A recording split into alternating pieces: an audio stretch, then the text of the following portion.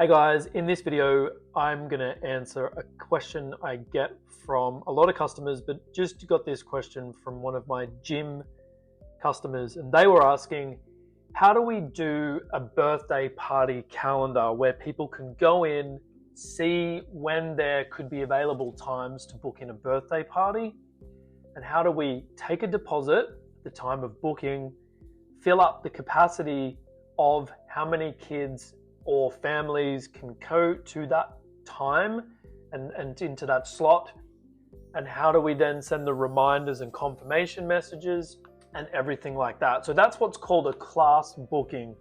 So in the next 5 minutes, we're going to show you how to do that every step of the way. So jump into the screen share here with me. What we're going to do is we're going to go directly to our calendars.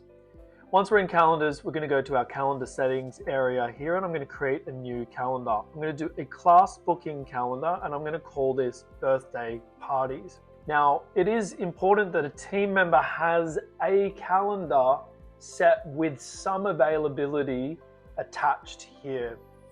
It's not exactly mandatory that this is the way that it works, but for the purpose of this demonstration, just imagine that there's got to be some staff member who gets the notification that people are booking in to a time slot that they've designed. And that's what we're doing here. So somebody owns it. We're going to do the 60-minute birthday party. It gives us this custom URL, which is unique. And we're going to say, well, there's 10 kids that can come here for each of these bookings. Now, it's referring to everything by default as a class. Now, the meeting location is mandatory, so we're just going to put that in. I'm just going to call that Kids Corner. We're going to accept payments, and we're going to say that this is 25 USD, and then I'm going to click Confirm. Now, we could just do this, and off we go. We've got a calendar link. That is literally all you need to do. We've got the birthday parties. It's 1 hour. It's $25. When I go through this process, it's going to ask me for my information, first name, last name, phone number. I provide confirmation and I pay the $25 and I schedule.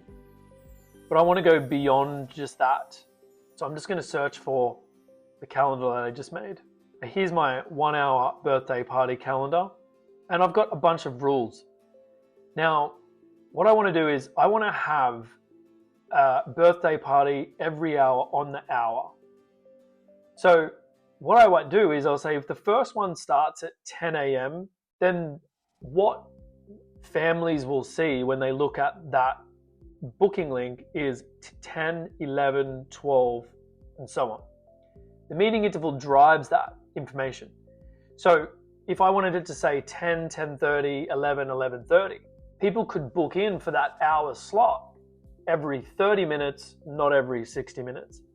That might actually interrupt the flow of my day, whereas I want back birthday parties every hour. I should probably update every 60 minutes.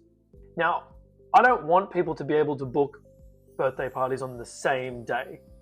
So maybe you want a minimum scheduling notice of 1 day in advance. And you don't want people to be able to book birthdays next year or in 2028 when we're colonizing Mars or something like that. So we say we're only able to book out 30 days in advance. You got to take deposits. If you have to do any refunds or returns or exchanges, this helps in those types of things. Now, the number of seats per class, I'm going to update to 10. Now, I did have this already set on the previous thing, but it didn't take that information. And then I'm just going to go and give it a unique URL, because once I've made that change, the URL needs to become unique yet again. And I'm saying, well, what is the location? Now, if this was an online event, you could not actually use these because it's suggestive that it's a class calendar. Notifications and policies. The other question that I got asked from my customer was, how do we send the confirmation when the appointment's booked, when it's cancelled, when there's a reschedule? And of course, the staff can get notified in the application via WhatsApp, via SMS, and of course, the people making the booking themselves can also be notified via email, SMS, and WhatsApp. Those follow-ups and reminders can all be built via workflows, but to keep things simple, you can just turn them on or off directly in the calendar. The other option here is that when these contacts book in, the person who's hosting the class gets ownership of the contact. If you've got multiple salespeople, personal trainers, or staff who are hosting parties, taking these class bookings, or running a class, when they log in, they want to see the contacts that they own. If you assign them ownership at the time of booking, they'll already see the contacts in their contact list when they go into the CRM, and they'll see a list of people that they see. So let's go back to our calendar. Let me just move my face. Now let's go calendar, settings, back to my birthday parties. Here we go. Now I've correctly increased the number of seats and I've got my payment. The other question that came through was, can we do a deposit? Yes, you can do an amount or a percentage, and I'm going to say it's a 20% deposit. And if you've got coupons, maybe they've got group coupons, and you can see my default provider here being Stripe is being pulled through to use this as the merchant facility that creates the product and the price and essentially takes the credit card payment and will settle out to me. There's a number of different payment providers that you can use. We can then also change the appearance. We can upload, say, a file, and that could be your company logo and so on. And then we could say, book birth party like this. And I'm just going to update that to be a bit of an orange color. Save and then preview. So now I've got my birthday parties showing availability.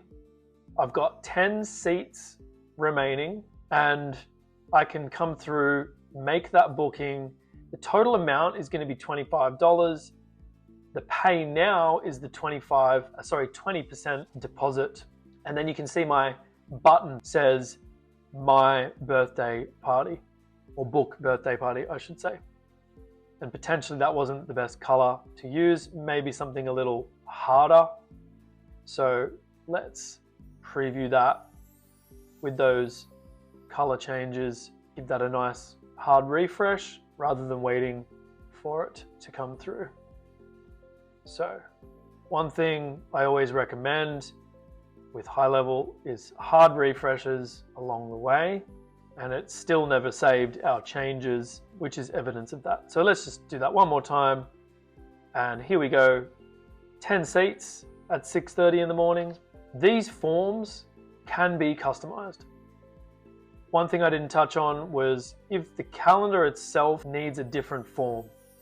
It's just using the default form, but I can have a whole list of forms, and those forms could be waivers. So if you want to go ahead and create waiver forms that they must fill out before they book, you can just include that right there and then.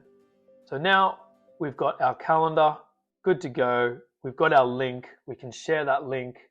It gives us a valid, unique URL with the time slots, with the form, everything that they need to do, and payment information ready to go. Hope that was helpful. See you on the next one.